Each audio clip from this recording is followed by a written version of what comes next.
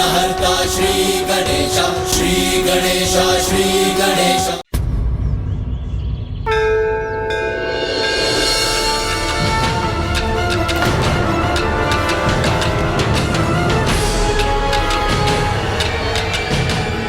मेरे गिरधर गोपाल,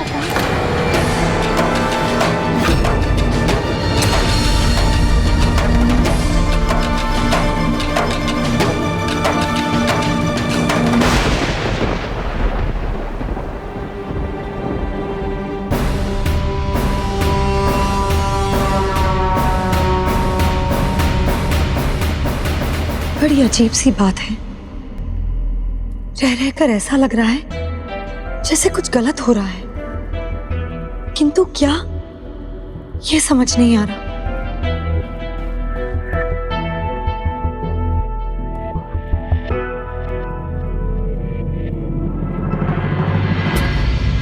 विंदिया, ये क्या कर रही हो? इन फूलों को इकट्ठा करने का कोई लाभ नहीं है। ये मिट्टी से भर गए हैं, पूजा में चढ़ाने योग्य नहीं है।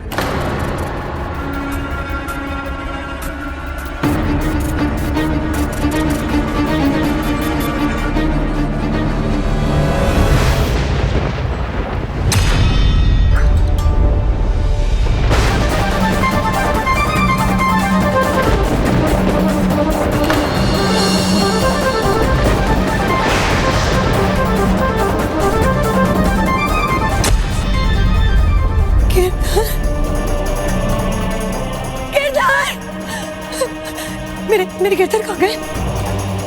कोई ले तो नहीं गया उन्हें? नहीं, वो अपनी मीरा को छोड़ के ऐसे नहीं जा सकते। गिरधर, मेरे गिरधर गोपाल, कहाँ है आप? कहाँ ढूंढूं मैं आपको?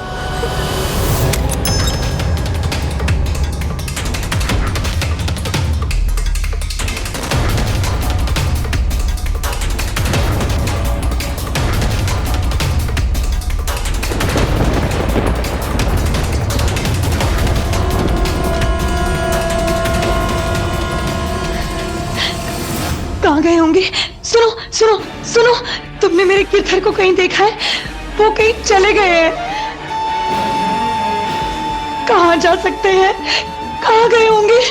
सुनो, तुम लोगों में से किसी ने भी मेरे गिरधर को देखा है?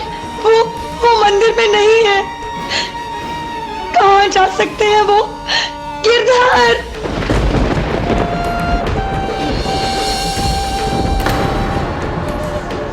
आप दोनों ने मेरे गिरधर गोपाल को देखा? वो मंदिर में नहीं है।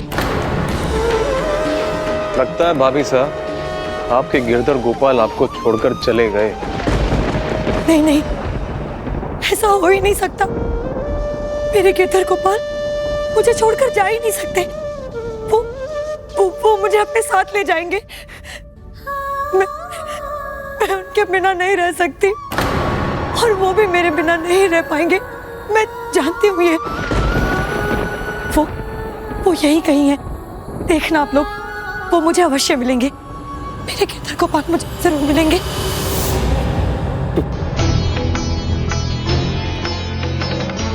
भाभी साहब बहुत बड़े भ्रम में हैं। अब इनके गिरधर इनको नहीं मिलेंगे। मैंने तहखाने में डलवा कर ताला लगवा दिया है।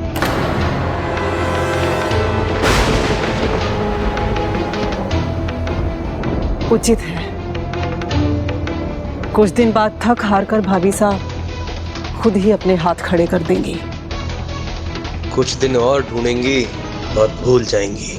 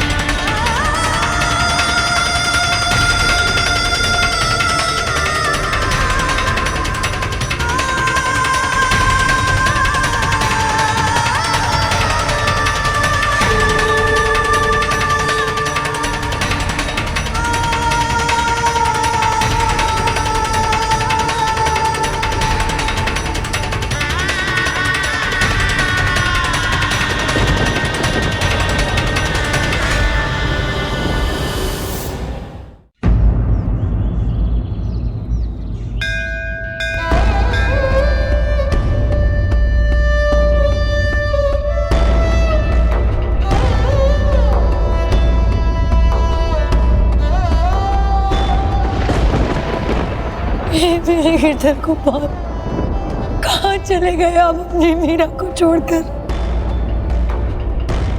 ये जानते हुए भी कि आपकी मीरा एक पल नहीं रह सकती।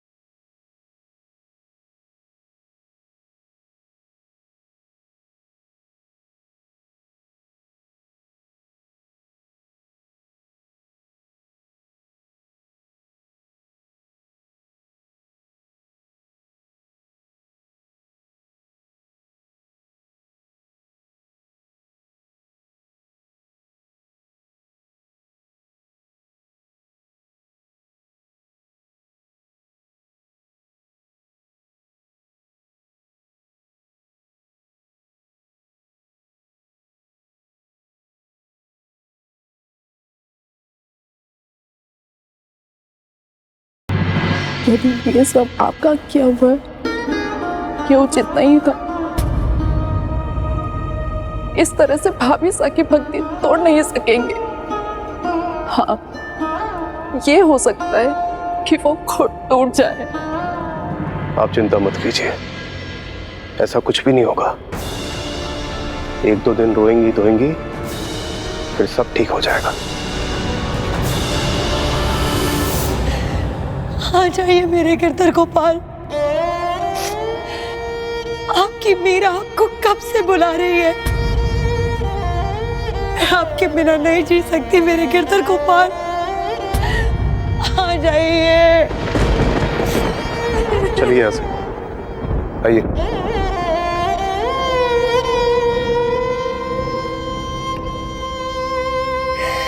आ जाइए मेरे गिरधर गोपाल।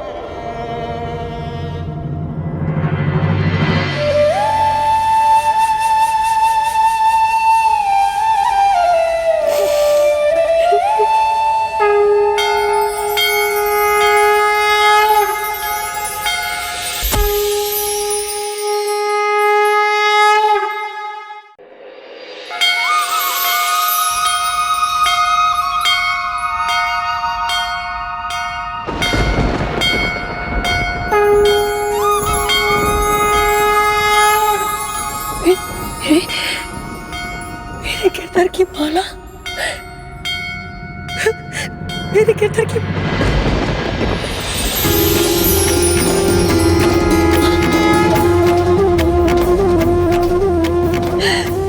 मेरे गिरधर लौट आए। आप लौट आए मेरे गिरधर को बार-बार।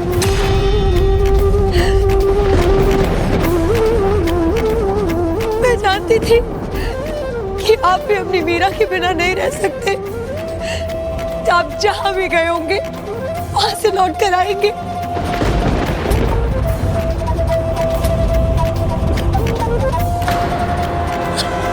और देखिए आप आ गए मेरे गिरधर गोपाल। ऐसे कैसे हो सकता है? दयाराम ने खुद मूर्ति को तहखाने में डाला था। कहाँ है ये मूर्ख?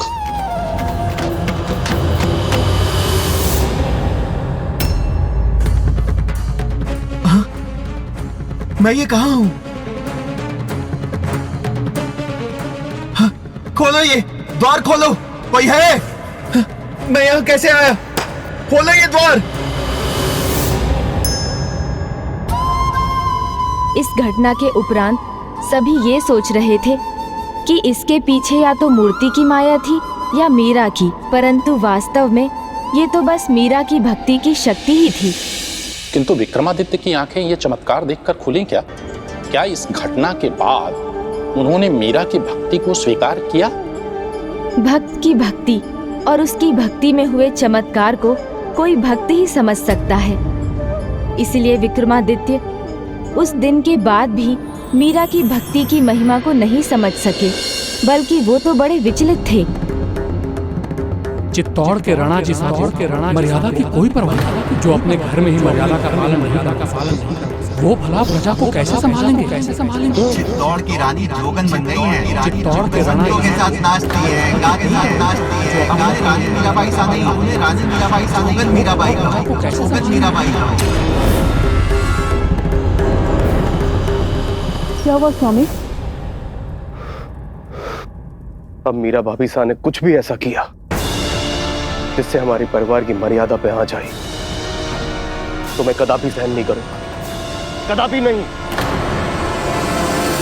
राणा विक्रमादित्य समझ ही नहीं पा रहे थे कि मीरा की भक्ति एक फूल की सुगंध जैसी थी, जिसे फूल से दूर नहीं किया जा सकता। जो साधु संत मीराबाई से भेंट कर सारंगपुर लौटे थे, अब उनके मुख पर बस मीरा के गाए भजन ही थे।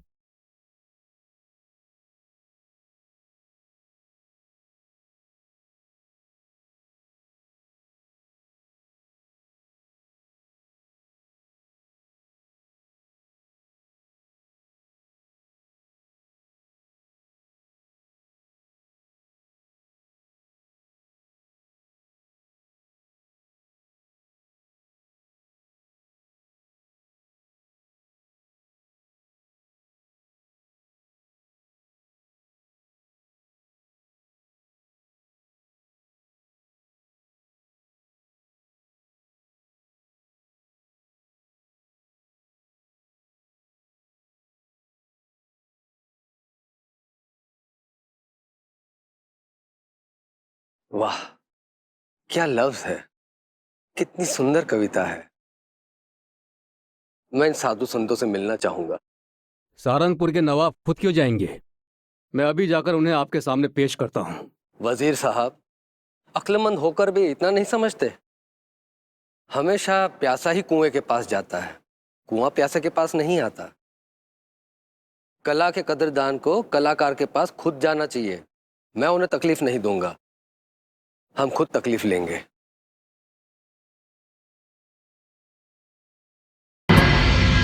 कितने सुंदर लफ्ज, कितना उम्दा भाव, सुनकर दिल बाग बाग हो गया। दिल का जर्रा जर्रा खुशबू से भर गया। नवाब साहब, ये खुशबू भक्ति की है और ये कला भक्त मीराबाई की। उनके भजन का जादू ऐसा छाया है कि हम जिधर भी जाएंगे सिर्फ उन्हीं के भजन गाएंगे।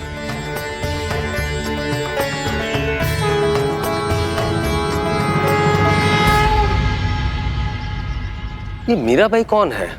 वो कहाँ मिलेगी? मैं इतनी महान कवियत्री को मिलना चाहूंगा, उनके मुख से उनके लिखे पद सुनना चाहूंगा। ये कैसे हो सकता है हुजूर? वो तो चित्तौड़ के स्वर्गीय राणा भोजराज जी की ब्याहता हैं, राजमहल में रहती हैं। वो न यहाँ आ सकती हैं और ना आप वहाँ जा सकते हैं हुजूर। कलाकार को कहीं मना ही नहीं है और कला में कोई भेदभाव नहीं होता। मैं वहां नवाब बनकर तो नहीं जा सकता, लेकिन भक्त बनकर तो जा सकता हूँ, क्योंकि मैं भी साहित्य का भक्त ही हूँ। रानी जी साहब, कुछ और साधु संतों की टोली आई है, तो उन्हें यहाँ ले आओ। जी। आपकी भक्ति देखकर प्रभु बहुत प्रसन्न होंगे मीराबाई साहब। प्रभु प्रसन्न हो मुझसे, अपनी चाकर बनाकर रख लें, ये तो मेरा सौभाग्य होगा।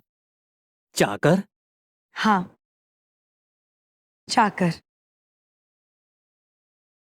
चाकर रहसो बाग लगासो, नित नित दर्शन पासो।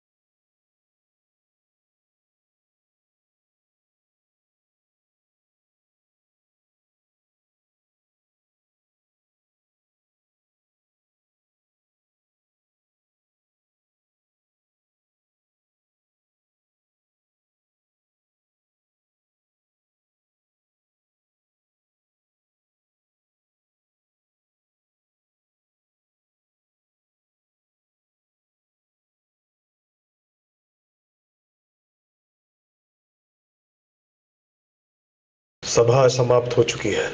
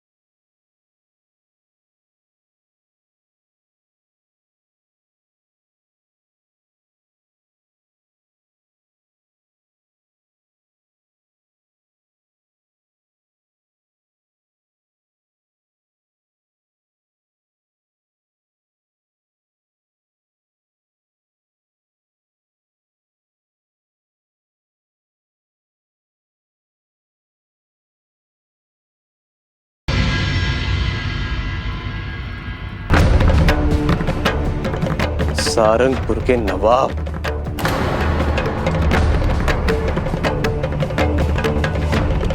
अब मैं नहीं, मेरी तलवार बोलेगी।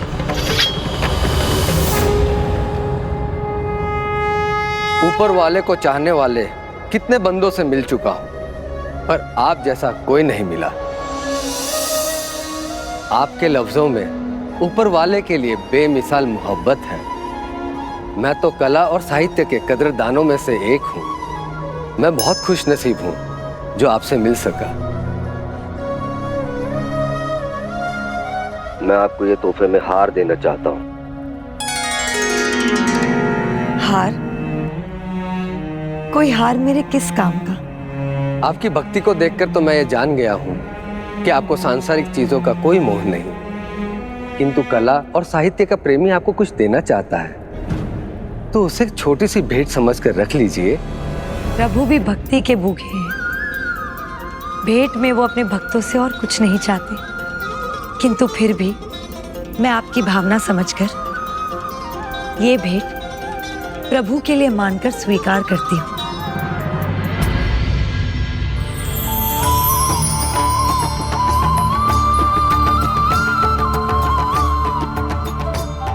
आपको अनेकों धन्यवाद भक्त मीराबाई।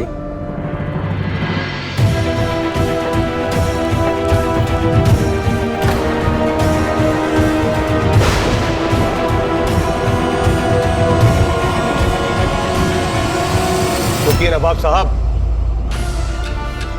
सावधान नवाब साहब, चित्तौड़ पूरी तरह चौकन्ना है अपनी सुरक्षा के लिए।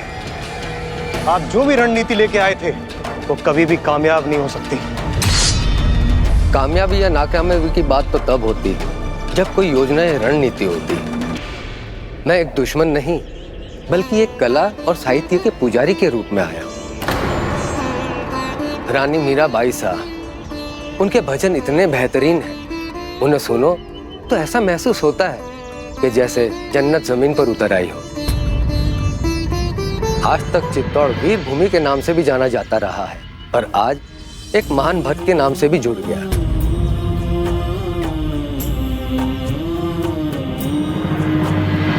रानी मीराबाई साहब, उनके भजन इतने बेहतरीन हैं, उन्हें सुनो तो ऐसा महसूस होता है कि जैसे जन्नत जमीन पर उतर आई।